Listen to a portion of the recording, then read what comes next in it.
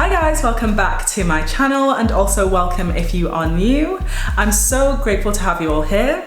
So in today's video, I'm going to be speaking to you about being nudged by God and just when God is speaking to you and times that He's spoken to me. So I'm so excited to get into this video.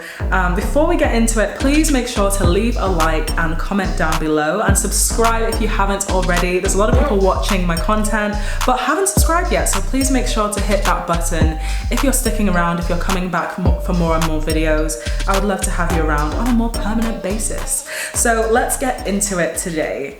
When can you know if God is speaking to you? For me, I know that God is speaking to me when it's something that is truthful, when it's fruitful. Basically, if you look at the characteristics and the character of God, you know that God is speaking to you. When something comes to you and it's not truthful, when it is disguised and it's confusing and all of this stuff that is not matching up with the character of God, the things He would do, the things He would say, then you can be quite certain that it's not from God. Either it's from the enemy or it's from your own desires or your own thoughts. Because God's character cannot be perverted. He is holy, He's good, He's truthful, and we can expect those things from Him when He speaks to us as well. So that's how I know that God is speaking to me. Whenever it's not been that, I have sometimes doubted myself in my judgment, but that is why discernment is also really important, because that is when you will actually be able to tell the false from the real. And that is when we know that something is counterfeit and it's not the authentic thing that God meant it to be. So I'm just going to get into today some story times. I do love to tell a good story here on this channel. I'm going to get into some story times when I've been nudged by God, when I felt that God is speaking to me, and times when I've listened, times when I've been delayed in listening and responding. And we're just going to get into that. I hope it's not too long. I'm going to try and make this quite a concise video, just a little short video. I think I might release this video first and then release my second episode of temple progress after this. So if you see this one first, I've done that. If you see it the other way around, that's what I've done as well. But there's more content coming to you, so please make sure to subscribe if you haven't already. So the first story that I'm going to get into is probably the most profound out of all of them, and this is because this nudge from God, if you can call it that, it was actually a bit more than a nudge, but we'll get into that. This nudge is the whole reason I'm a Christian. It's the whole reason that my life is the way it is today, and it actually is the catalyst to all of the other nudges that came along after this. Sorry about that, my camera cut out. But let's get back into it. So God spoke to me in my bedroom. That is the first story time that I want to get into. I'm going to keep these probably about to 2 minutes each. So if you want a full video on any of these, some of them you might be like, yeah, I want to hear more about that. And I probably don't want to make more videos about some of these, but yeah, anyway, let's see. So God spoke to me in my bedroom is the first one. And this one is the one that all the others hinge on. So this was probably when I was 19. You might have heard me briefly mention this here and there on my channel, but I'm gonna fully flesh it out as much as I can today in this few minutes. So God spoke to me in my bedroom. I'm a very much like, homebody I was when I was like 19 or so. I was just in my house, like, doing, education, just being in my room, chilling out, all of that stuff. And I was just on my bed, window closed, door closed, as teenagers do, just very to myself. And I remember just sitting there, and then just all of a sudden, and this is literally the most simple way I can put it, is that I heard a voice, and it's an audible voice like I'm talking to you right now, and it said, read your Bible. And it sounded like a bit more of a male voice, and it was not a female voice, definitely male. And it was just a very calm voice. That's all I remember. Just very calm, very measured, and that's all it said. And I just remember in that moment, I don't even remember acting very, very surprised, because I think I've been through a few supernatural things, and I think I've mentioned that here on this channel before, whether that's dreams or whether it's, actual things happening. So I've been, sensitive to that stuff. So I thought it was just like I didn't really doubt myself hearing it, because I do trust myself. You know, when you hear these stories where, you know, people talk about, you know, things that they've experienced that are supernatural, and people are like, did you really, like, did you hear this? Did you see this? All of this stuff, trying to validate what they experienced. And that's fine. But I think that belief is important, that you actually believe your senses, you trust your senses to understand the way they've perceived the experience that you've just had. So I know that I experienced the audible voice of God in that moment, something external from my own brain and my own thoughts in my head. And that voice just said, read your Bible, just those 3 words. And in that moment, I kind of processed it like, you know what, let me listen to this. I was very open when I was like 19. I was very, you know, open to different spiritual stuff. And I was just like, yeah, sure, okay, I'll read my Bible, why not? You know, life was doing its stuff, and, you know, different hardships going on. And I was like, sure, I'll read this Bible. And again, like I said, I just kind of took it as it came. I didn't really put too much thought into it at the time, which looking back, I'm like, wow, that was like a really big thing to just fully trust and have faith in and just do that. So at that point, like I said, I didn't put much thought into it, and I knew I had a Bible on my shelf in my bedroom, and I never touched it, because there were times that I tried to read the Bible when I was younger, and I'd read those kids' versions of the Bible, but this was like a adult Bible. And I shouldn't say adult, because the Bible's for, you know, all different ages. It's just your ability to understand it that is, you know, the barrier sometimes. And children usually can't understand really complex sentences that early. So I'd always been familiar with the children's Bible, but not the adult Bible. So I had one of those adult Bibles on the shelf, and it was a KJV. And I remember thinking to myself, and you know, that actually wasn't an issue for me at all, because I was very into what's that kind of the language of like a Pride and Prejudice, Jane Austen, Regency era, language, like authors from hundreds of years ago and from, you know, 100 years ago, and so it wasn't too much of a barrier for me. I really actually liked that language. So I remember picking it up and I was so scared. I remember being like a bit worried, because I don't like insects very much, or at least I didn't back then. So I remember picking up my Bible and then being like, oh, okay, here we go again. Like, let me see what I can do with this. So instead of picking it up and immediately being like, let me read this and like just dive straight into it, I knew that someone that I followed, and not necessarily on purpose, maybe just I liked him a bit more because they were Christian, and you know, I'd grown up in a Christian household in that way, but there was someone that I followed more so for their fashion, for their beauty, etc., that was a Christian, and they shared about that quite a lot. And they're called Morgan Tracy J here on YouTube and, you know, social media platforms as well. And I DM'd her. I don't know what I was thinking at the time. I was like, you know, this woman must know about the Bible. I didn't want to go to my parents or anything like that. I was just like, I wanted it to be, you know, not something that I would be called crazy about, or that, you know, would be picked apart, or they'd be checking up on me about, because I you know, I wasn't a Christian at the time in terms of, you know, living that way and, you know, being that way. So I remember DMing this creator and being like, hey, like, do you know how to read the Bible? And I'll maybe try and insert that clip, that screenshot, if I can find it. I don't know if I'll still be able to find it, but I messaged her on Instagram and I was like, hey, I'm not sure how to read the Bible. Can you please like give me some pointers or something? And she did. She messaged me in depth and she was like, yeah, start in the New Testament, get to know about Jesus, and then go back to the Old Testament and all of that stuff. And I remember being like, oh my gosh, she responded, that's amazing. Like, and now I can start reading the Bible and I feel encouraged. So that sparked me reading the Bible for a whole year. And after that year of reading the Bible, and through that year, I actually went through quite a lot, and God knows that I needed to read the truth about what God thought about me and what his plans were for my life through reading the Bible in that year. I went through quite a lot in my life in terms of my mental state, in terms of unpacking my past, my history, in terms of going through things in that year that I think I would have crumbled at if I didn't know what God's thoughts were and plans were for creation and also for me. And yeah, it really just sustained me through that year. As I said, I'm trying to keep the story short, so if you want a whole video a bit more about this year of my life, I guess, please make sure to comment down below.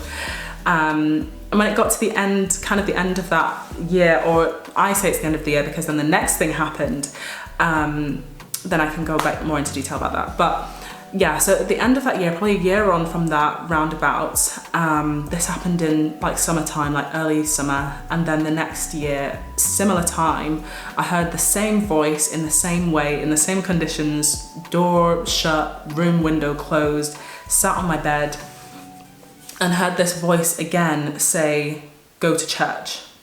And I remember thinking in that moment again, I was just like, okay, let's do it.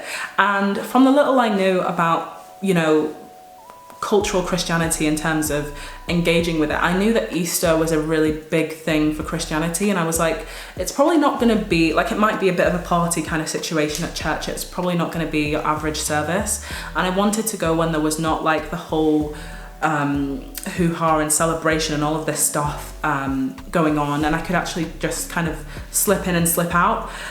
So I went the week after Easter to a church in my city, and when I went there, I literally, like, during the worship, and I didn't know what worship was, it was so weird. Like, I was stood there and I was like, everybody knows the lyrics, like everybody's like doing this little sway as they sing, and I was like, what is going on? Like, everyone's really enjoying this. Everyone's like even lifting up hands. I'm like, why are they doing that?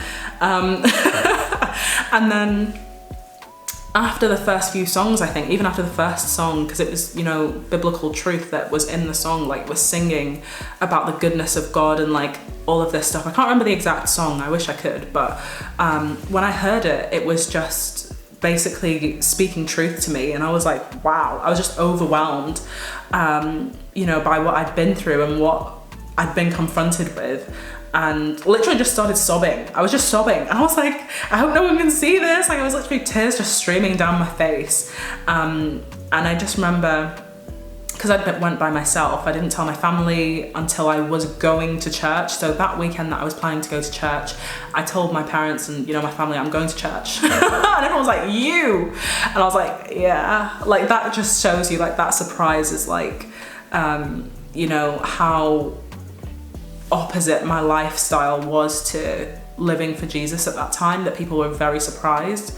So that's when I decided, okay, I'm gonna go to church. Went to church and then came home and I was like, I guess I'm a Christian now. I guess I am. I guess I'm living for Jesus. So yeah, that's that first story on being nudged by God. So that first nudge was kind of, you know, his audible voice twice, saying, first of all, to read my Bible. And in that process, I learned more about him. I had, you know, a firm foundation that was being built whilst I was going through really tough times. And then at the end of that year, I had him speak to me again. And in that process, that's when I not only knew him, but I knew his people. I got engaged with the church, and I hadn't been to church in over almost a decade or something, since I was a child. So reconnecting back in with the church community was just so powerful in so many different ways as well. So I can go into that a bit more in another video if you would like. So please leave a comment down below if you would like me to go into more detail about this specific nudge from God. The second one I'm going to be talking about is going to university. So this is something that is part of my whole testimony, actually, probably. I would say that my education has been so integral to who I am today.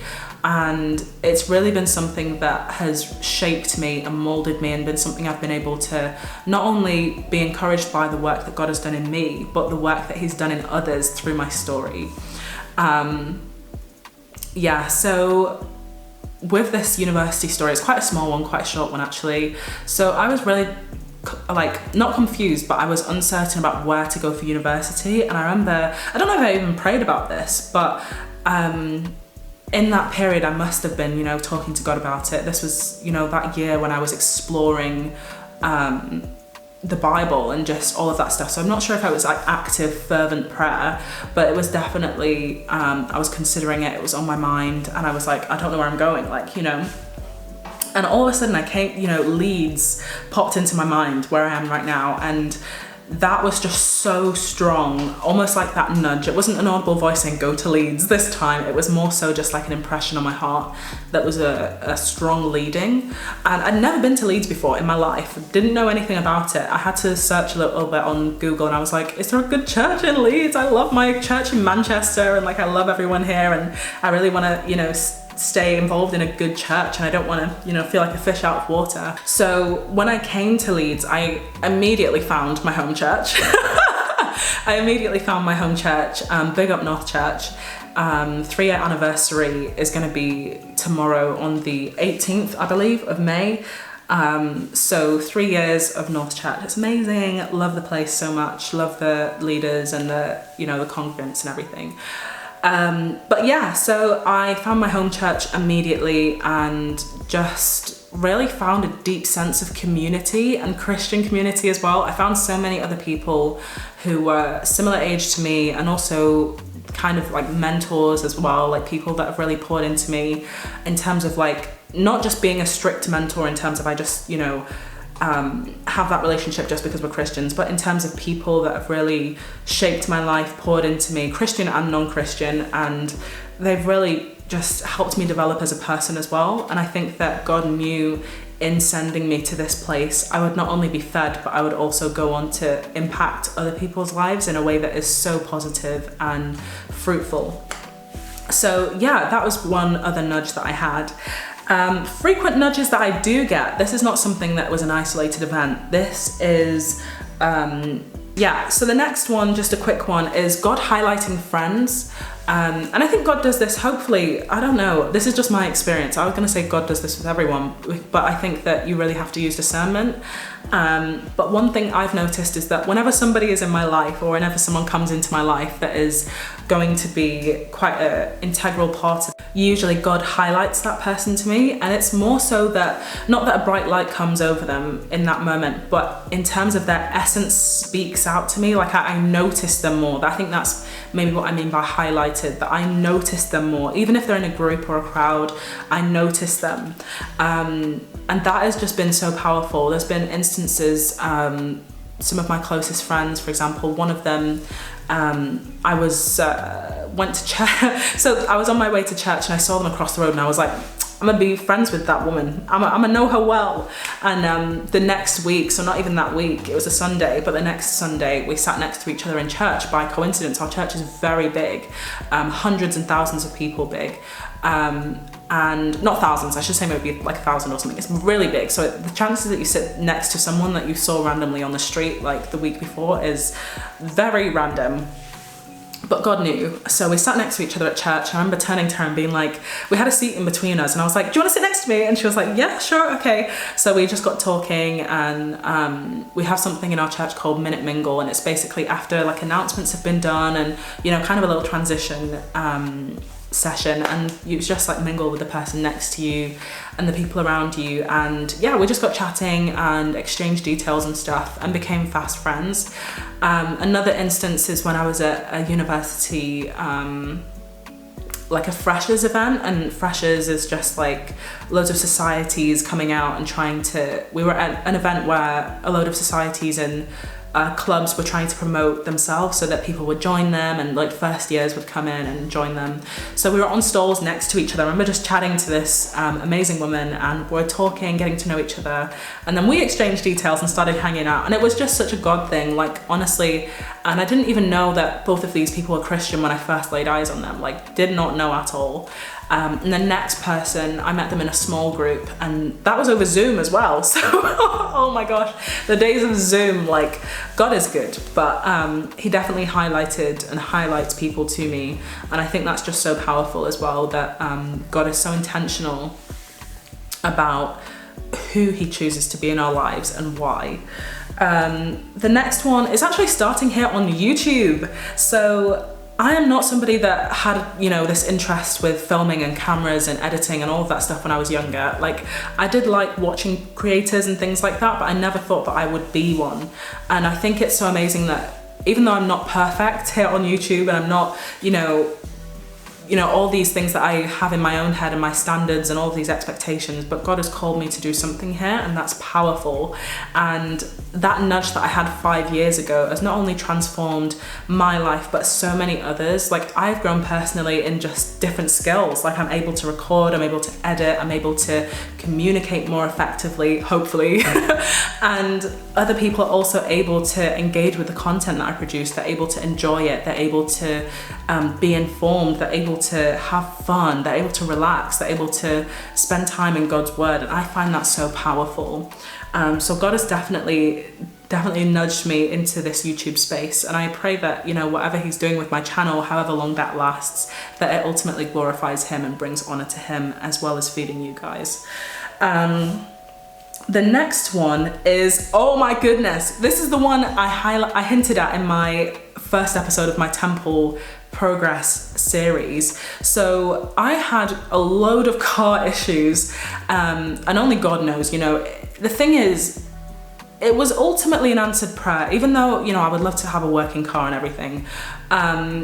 It was ultimately an answered prayer. So whatever the enemy tried, you know, God turned it for good, because it was an answered prayer. A few months ago, I remember thinking to myself, and you know, I've been through a lot in the past year. I remember thinking to myself, I don't like the way I feel right now.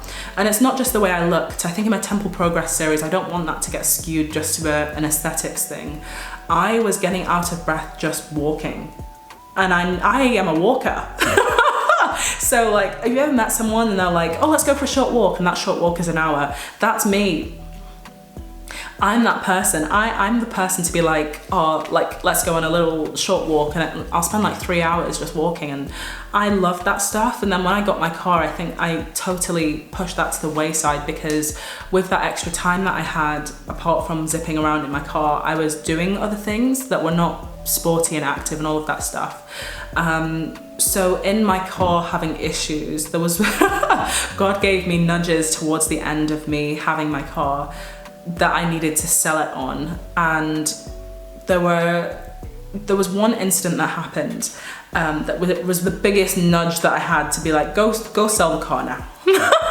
Go sell the car now. So I'd had advice from, you know, engineers and things to be like mechanics, sorry, to sell the car on as soon as they fixed it up to, you know, a good standard. And they were like, can you just sell it on? Because, you know, you're not going to get much out of it if you don't. So I was like, okay, sure. But I kept trying to keep it as long as I could, because it's, you know, convenient for me.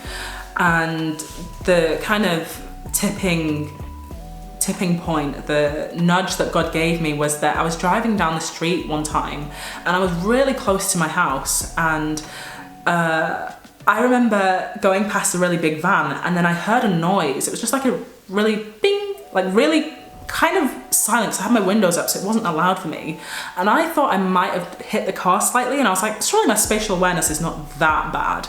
But I was like, maybe I did, but it's not that deep. So I was like, I don't think I've hit it. So I carried on driving, and then I got to the end of this street when I was about to turn, and another car started flashing their lights at me behind me, and I was like, what's going on? So they pull up next to me, and I slow down a bit before I make a turn, and then they're like, oh, your rim fell off back there. I'm like, what?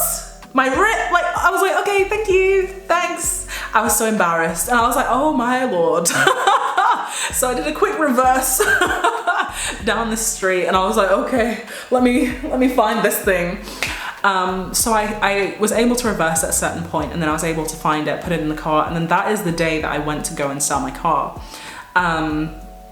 And I think for me, that was genuinely such a big nudge, because if I didn't, I might have not had a car that was working. I might have not been able to sell it. I might have just had to scrap it, all of that stuff. So that was like such a big nudge from God. And ultimately it was an answered prayer, because before this I was like, God, please, I don't want to feel like this anymore. I don't feel healthy. I don't feel like I look healthy. I'm not as vibrant as I used to be. I'm not as energetic. And then fast forward to now, when I'm like, I'm so much more active. I'm so much more proactive about my health, about my diet, about my exercise, that it's actually so amazing that God allowed that stuff to happen with my car to be able to get me to this point where I'm like, oh, you know what? Let me, you know, take charge of my health. Let me take charge of, you know, my life a bit more. So that was an amazing nudge that God gave me. And even though there's a bit of an L, there's a bit of an embarrassment with all of that car stuff, like ultimately I see it as an answered prayer, and I see it as God giving me power and control over my situations, because He does not give us a spirit of fear. I shouldn't be anxious about, you know, stuff happening to my car, and anxious about all these different areas with my health and stuff, but He gives us the spirit of power and love and of sound mind. So ultimately all of these nudges are, you know, honoring God. They're bringing me back to Him. They're in, you know, ultimately in the long run glorifying him. So I just wanted to, you know, share those with you guys. I don't know if you've had nudges from God. Please share your stories. I'd love to hear them. And yeah, I'll catch you in my next episode. Thank you so much for watching. Next episode, next video. Thank you so much for watching today's video, and make sure to leave a like and comment any thoughts of yours down below. And I'll catch you in my next one, and also subscribe if you haven't already. So yeah, thank you so much for watching, and I'll see you in my next one. Stay blessed and bye.